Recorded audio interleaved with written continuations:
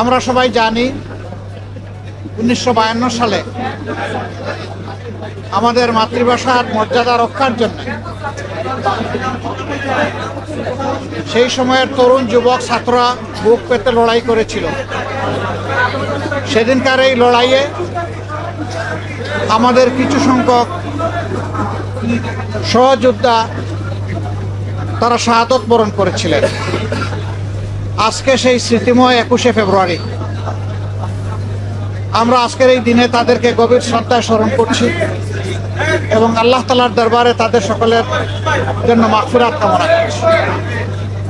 এখানে আপনারা জানেন ঐতিহাসিক এই আজিমপুর গুরুস্থানে 3 জন ভাষা সৈনিকের দাফন তখন সম্পন্ন হয়েছিল। আমরা মূলত তাদের কবরের পাশে দাঁড়িয়ে এবং এখানে আরও যত মুর্দেগান আছেন তাদের সকলের জন্য দোয়া করতে এসেছিলাম। আমরা ফাতিহা পাঠ করেছি, আমরা সূরা ইখলাস তেলাওয়াত করেছি, আমরা ইস্তেগফার এবং দরুদ পড়ে আল্লাহ তাআলার দরবারে আমরা হাত তুলেছি। আমরা জাতির এই সমস্ত বীর সন্তানদের জন্য দোয়া করেছি। পাশাপাশি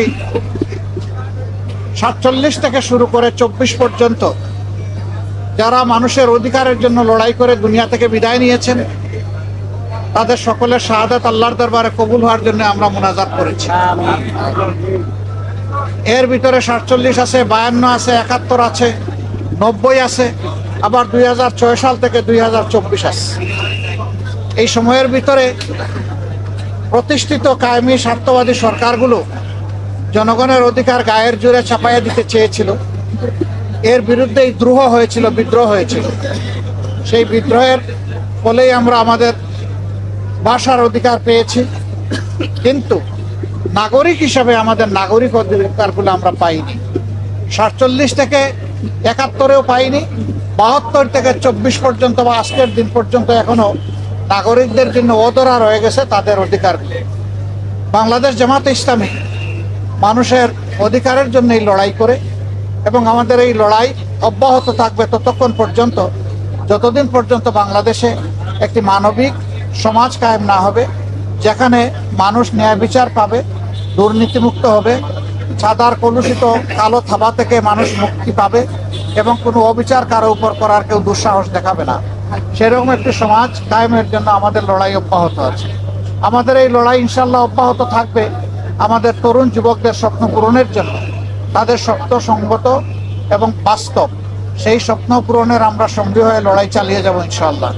আমাদের লড়াই অব্যাহত থাকবে শিশুদের জন্য, যারা আজকের শিশু আগামী দিনের যারা সুনাগরিক হয়ে গড়ে উঠবে, তাদেরকে সুনাগরিক হিসাবে গড়ে তোলার জন্য রাষ্ট্র যাতে দায়িত্ব পালনে বাধ্য হয় সেই পর্যায়ে রাষ্ট্রকে নিয়ে আমরা ভাবছি এবং আমরা তার জন্য লড়াই করে যাচ্ছি।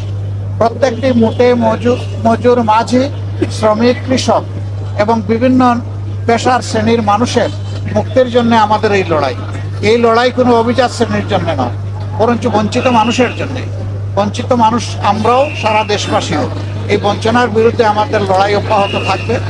52 শহীদরা হাতে আঙ্গুল দিয়ে জীবন দিয়ে আমাদেরকে দেখিয়ে গেছে যে বীররা কখনো হারিয়ে যায়নি, বীরের কোনো পরাজয় নাই, বীররা সর্বত্রই বিজয়ী হয় এবং লড়তে পারলে নিজের অধিকার ফিরে পাওয়া যায়। হয়তো আমার জীবন যাবে, কিন্তু আমার জাতি জীবন পাবে।